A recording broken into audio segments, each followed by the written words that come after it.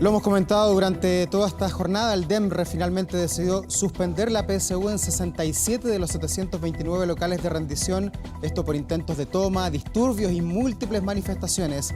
Para hablar de esta primera jornada de la PSU y también de los cambios que a futuro se podrían introducir, nos acompaña acá en el estudio Loreto Jara, coordinadora de Política Educativa de Educación 2020. Loreto, bienvenida. Muchas gracias por la invitación. Bueno, lo primero es preguntarle por la decisión que tomó el DEMRE en horas de esta tarde. ¿Fue correcto suspender la PSU en estos colegios que tuvieron algún tipo de disturbios hoy día? Consideramos que sí, en el caso de establecimientos que hoy día se encuentran tomados o que la movilización y el llamado a movilización que hizo la ACES funcionó de manera efectiva para ellos, digamos, y que el colegio no cuenta con las condiciones adecuadas para rendir la prueba, efectivamente la mejor solución es suspender y entregar las soluciones más adecuadas para que aquellos estudiantes que correspondían rendir su PSU en esas sedes tengan la posibilidad de hacerlo en los plazos de extensión y, digamos, completar el proceso de manera adecuada en un momento que no sea mañana, digamos. Y desde el punto de vista de Educación 2020, ¿cómo miran esto de que no se haya podido garantizar la ejecución de la PSU a nivel país? Anoche el presidente Piñera decía, mañana va a estar todo tranquilo, vamos a asegurar como Estado que se va a poder rendir esta prueba y finalmente tenemos las imágenes que vemos hoy día. Sí, es un contexto bien particular en el que estamos, ¿no? Estamos en una crisis social, en un estallido social y político bien intenso que efectivamente lo que hace es agudizar algunas de las contradicciones del modelo y la educación no está exenta de ello. De hecho, la PSU y una de las críticas que hacen los estudiantes secundarios movilizados es que precisamente lo que hace es mostrar la segregación que existe en este país. Y efectivamente, uno de los grandes problemas que tiene la PSU no es la PSU en sí misma, sino que es la muestra de un sistema educativo segregado e inequitativo. Por lo tanto, es bien explicable que parte de las demandas sociales que están siendo como parte de la paleta de opiniones y de solicitudes y petitorios de grupos un poco más radicalizados haya sido tratar de frenar el desarrollo de la PSU precisamente por las razones que alude la ACES, ¿no? Que no están las condiciones dadas porque los estudiantes están un poquito en otra, por decirlo de una manera, y han tenido en algunos casos complicaciones respecto de cómo se han enfrentado con la policía, en fin, todo lo que sabemos de lo que es la movilización en sí. Pero por otra parte porque dan cuenta de que la PSU es un instrumento de segregación educativa. Y en eso la verdad es que tienen toda la razón. Yeah. La forma en que se están enfrentando estas movilizaciones ha sido cuestionada por mucha gente. Todos te van a decir, no es la forma. No, hoy día no hemos escuchado a nadie prácticamente que de alguna manera alabe lo que sucedió en la mañana. Hemos escuchado casi todas voces de lado y lado del espectro político, todos condenando este hecho. Porque hay un tema bien complejo en el modo en que están haciendo esta radicalización del movimiento, y es que están impidiendo a otros estudiantes ejercer su derecho a participar de este proceso educativo. Si se mira en un contexto un poquito más amplio, en un país que está movilizado, con mucha polarización, con mucha tensión política, y un país que está luchando por mayor condición de justicia y equidad, se entienden las razones. Sin embargo, hubiésemos deseado que esas razones se impulsaran de otra manera, con una actitud un poco más dialogante con las autoridades, con y desde las autoridades, con alguna movilización que presionara a las autoridades a impulsar los cambios que de verdad se vienen exigiendo desde hace muchos años. Este debate de la PSU no es nuevo. Es eterno, claro. Entonces, oiga, ¿y este proceso 2020 estaba viciado, debió haberse suspendido en su totalidad porque ya había enfrentado un cambio de fecha debido al estallido social, se puso esta fecha del 6 de enero, también se sabía que iba a haber problemas, para muchos ya estaba todo muy manoseado, con estrés adicional para los alumnos además? Sí, la mayor complejidad es esa, en verdad, el estrés adicional que ha significado para los jóvenes que rinden la prueba, digamos, pero si se dan en las condiciones más adecuadas, lo más probable es que los resultados puedan ser válidos, ojalá, para continuar con el proceso de selección regular, digamos, y que eso no afecte las expectativas que tienen las y los estudiantes que están participando del proceso. Aplazar la prueba fue una decisión adecuada en su momento porque estábamos como en pleno estallido social, ¿verdad? Entonces ahí sí que no estaban dadas las condiciones. Pero de todas maneras no se podían cambiar las reglas del juego de un día para otro tampoco. En 2 meses no se alcanza a crear un sistema nuevo de admisión a la educación superior y por lo tanto lo que hubiese sido deseable es poner sobre la mesa información disponible, de decir, esta en teoría es la última PSU que se da, y decir que se están generando cambios al sistema de admisión a la educación superior, en particular al instrumento PSU, y eso quizás habría tal vez contribuido a minimizar un poco las tensiones, que son, como te digo, muy legítimas y muy válidas en este contexto de Y hoy día social. que 67 colegios hayan suspendido la prueba, ¿es harto o es poco? ¿Cómo lo interpretan ustedes que están en el ámbito de la educación? Es un número significativo, sí. Más de un 5% de los establecimientos, hay que ver en realidad, por la cantidad de estudiantes o por la cantidad de establecimientos. En este caso es alrededor de un 10% de los establecimientos que son sede de la PSU. Habría que evaluar a qué cantidad de estudiantes corresponde ese porcentaje, porque más de un 5% es complicado y podría ser motivo para evaluar la validez de este proceso. Loreto, uno de los argumentos que se escucha de parte de la gente que ha convocado hoy día a manifestarse es que la PSU, aparte de estar desfasada con lo que pasa hoy día en el mundo, es discriminatoria. ¿Por qué se insiste con ese argumento? Porque de alguna manera discrimina de origen por nivel socioeconómico, partiendo de la base de que es una prueba que se puede entrenar y por lo tanto, si tienes la posibilidad de pagar un preuniversitario, tienes muchas más probabilidades de que te vaya bien. Es una prueba que discrimina desde esa perspectiva, desde el nivel socioeconómico, y nos muestra la segregación educativa que tiene nuestro modelo. Entonces, la culpa, por decirlo de alguna manera, no es única y exclusiva de la PSU, es de un sistema educativo que es segregador, discriminatorio y que tiene problemas de inequidad bastante profundos. Lo que hace la PSU es reflejar aquello. Entonces, efectivamente, se producen brechas por nivel socioeconómico y diferencias de puntajes con los estudiantes técnico-profesionales, que por tener un currículum escolar diferente, llegan en desigualdad de condiciones. Hay, dicho así como muy en sencillo, hay materia que ellos no vieron, ¿ya? Hay materia que ellos no pasaron y al enfrentar este test, llegan en desigualdad de condiciones y eso hace que sea bastante desigual la cancha y las reglas del juego, por decirlo de alguna manera. Claro, pero en tema de ranking de notas y en otros aspectos que también influyen para entrar a la universidad, allí no sería discriminatorio. Lo que pasa es que, como decíamos, no es nuevo el debate por la PSU y se han ido incorporando algunas modificaciones en el camino que tratan de resolver de alguna manera este asunto de la inequidad, como por ejemplo el ranking de notas, como por ejemplo el cambio en las ponderaciones NEM, que es más o menos reciente, pero hoy día se considera distinto la nota de un científico humanista que de un técnico profesional o que de una persona que hizo sus estudios en modalidad de educación de adultos. Esas son modificaciones interesantes al sistema. Y lo otro es la creación de ciertos procedimientos complementarios a la prueba, como el programa PASE.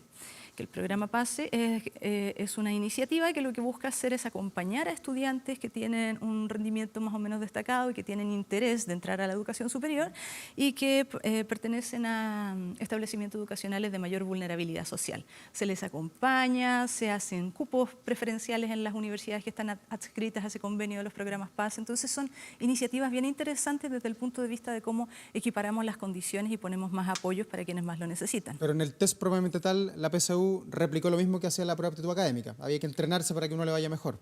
Sí, en términos generales sí, y en algunos casos es un poco más compleja de lo que era la PAA, digamos. Y cuando se hicieron los cambios, ¿por qué no se aprovecharon a introducir todas estas variables? Porque la PSU es una prueba joven. Es una prueba relativamente joven, pero hay muchos actores involucrados, lo que hace bastante difícil la conversación. Entonces, y también el llamado a las autoridades es a que dialoguen de mejor manera las instituciones encargadas de conducir este proceso, porque de pronto está el CRUCH, está el DEMRE, está ahora esta nueva institucionalidad que es la Subsecretaría de Educación Superior. Hay mucha gente conversando en torno a esto y claro, una política pública trata de defenderse en un periodo largo de implementación, digamos, pero hay varias alertas que han aparecido desde prácticamente que se puso en marcha la PSU. Entonces, bueno, ha llegado el momento de hacer esos cambios y lo que están haciendo los estudiantes es poner en el centro de la discusión lo educativo y exigir que esos cambios se hagan sí o sí, porque también pasa mucho que quedan algunas legislaciones ahí como en el aire, que son tierra de nadie o que no es el momento, que habrá que postergarlo, qué sé yo. Entonces, la presión que están ejerciendo los secundarios hoy día es para que esos cambios se hagan efectivos. Loreto Jara, de Educación 2020, nos ha acompañado aquí durante esta jornada. Loreto, ¿cómo tomas las explicaciones que da el DEMRE? ¿Van acorde a lo que ustedes proyectaban o no? Sí, y lo interesante que dice el DEMRE, bien clave en este proceso, es llamar a la calma, informar a quienes están participando de este proceso, porque eso es muy relevante para calmar el estrés adicional a una situación que ya es de por sí estresante, como es rendir la PSU, porque es una prueba que tiene altas consecuencias para la vida de una persona, ¿no? Entonces, que se informe con claridad cuáles van a ser los mecanismos, cuándo, digamos, como que se transparente el plan B, que seguramente tiene DEMRE como cartita bajo la manga en este contexto, es bien relevante y bien clave para tranquilizar al estudiantado, para tranquilizar a un grupo no menor de jóvenes que están viviendo un proceso importante de su vida y que la idea es que las autoridades den la mayor cantidad de claridades posibles para ello. Claro, pero también hubo un sinceramiento de las cifras y un reflejo de ineptitud de parte del Estado. Capitales regionales como Arica, como Valparaíso, no se pudo realizar la PSU en ningún solo establecimiento. La verdad es que ahí, claro, digamos que las condiciones de rendirla y de cómo se resguardó el proceso, cómo se adelantaron a las convocatorias hechas por los estudiantes secundarios, bueno, ahí digamos que ganaron los secundarios en esos contextos, ¿no? Como que tuvieron eco su propuesta política de hacer ruido en un contexto social en donde hay ruidos y sonidos por todas partes, por decirlo de alguna forma, ¿no? Entonces, los estudiantes hoy día están siendo un actor social muy importante en este proceso. Nos están poniendo el tema de la segregación educativa, de la inequidad, y lo están haciendo de una manera que de alguna forma violenta a otros estudiantes porque quieren participar de ese proceso de manera más regular. Y eso nos lleva a otro elemento de este contexto y de este escenario que tiene que ver con cómo desarrollamos habilidades de diálogo y de formación ciudadana y de democracia en este contexto. Cómo dialogamos respecto de nuestras diferencias de opinión, que en este contexto son bastante de fondo, ¿no? Porque lo que se está exigiendo es un cambio de fondo en el modelo educativo. Y hay personas que legítimamente quieren seguir este proceso con la regularidad que podría haberse esperado de un año normal. Y desde su punto de vista, ¿cuál es la mejor fórmula que aseguraría un ingreso adecuado y equitativo para todos los estudiantes del país a las universidades chilenas? ¿Hay quizás algún modelo internacional que uno tenga que mirar en estos tiempos? Hay varios ejemplos dando vueltas, pero lo que nosotros hemos como ido visualizando es que frente a una postura que es como que cada universidad se haga cargo de su proceso, como descentralizarlo absolutamente, ese no debiese ser el camino. Debemos mantener un sistema centralizado de acceso a la educación superior porque eso genera mayores condiciones de equidad y reglas un poco más parejas para todos quienes participan de este proceso. Debiesen incorporarse modificaciones a los instrumentos de evaluación que atiendan a evaluar algunas herramientas que sí sean más predictivas de lo que va a ser el desempeño de alguien en la educación superior. Porque hoy día solo conocimiento, solo memoria, solo la habilidad de rendir un test de estas características no garantiza necesariamente que vayas a tener un buen desempeño en los primeros 2 años de universidad. Entonces, incorporar algunas herramientas que midan habilidades que sí te van a servir en la universidad o en la educación superior. Incorporar también algunas otras pruebas, que de hecho es lo que está pensando DEMRE hacer, que es como medir escritura, habilidades de escritura, que eso hoy día no se considera para nada y que sería súper interesante porque se supone que eso es una habilidad que sí vas a ocupar en tu experiencia en la educación superior. Y por otra parte, seguir fortaleciendo estos mecanismos complementarios, como el PASE, los programas propedéuticos, que en el fondo entregan algunos apoyos a estudiantes que han estado en situación de desventaja. Ah, como una suerte de preuniversitario estando en la secundaria.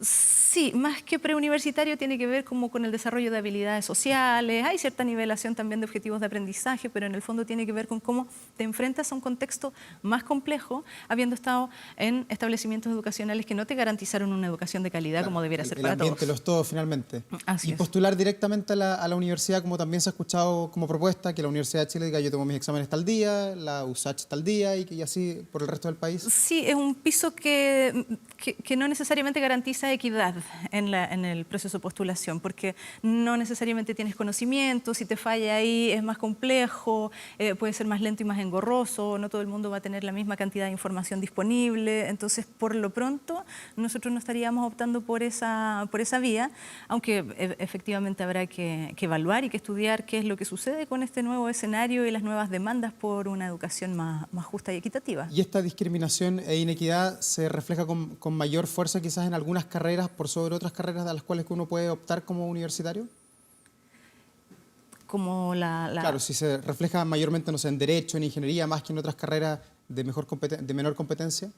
Es que, bueno, ese es otro tema vinculado con la percepción y las creencias culturales asociadas a determinados ámbitos del saber.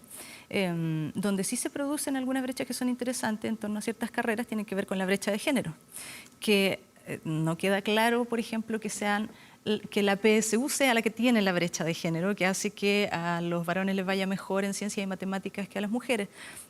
No queda claro si es el instrumento o ese instrumento lo que está haciendo es mostrar las brechas que existen en función de las dinámicas que se dan en el aula y en otros espacios de aprendizaje. Pero a la hora de postular a ciertas carreras sí existen algunas creencias asociadas a que hay carreras más masculinizadas que otras. ¿Y ahí que debe existir una paridad? ¿Eso es lo que proponen ustedes? No necesariamente, pero sí hay que avanzar en cambios culturales que dejen de masificar. Decir que las ingenierías no son para las mujeres, por ejemplo. Correcto. Y que la enfermería es solo para las mujeres y no para los hombres, cosas así. Entonces, como hay elementos como que se tienen que articular de mejor manera. No es única y exclusivamente responsabilidad de la PSU resolver algunas cosas.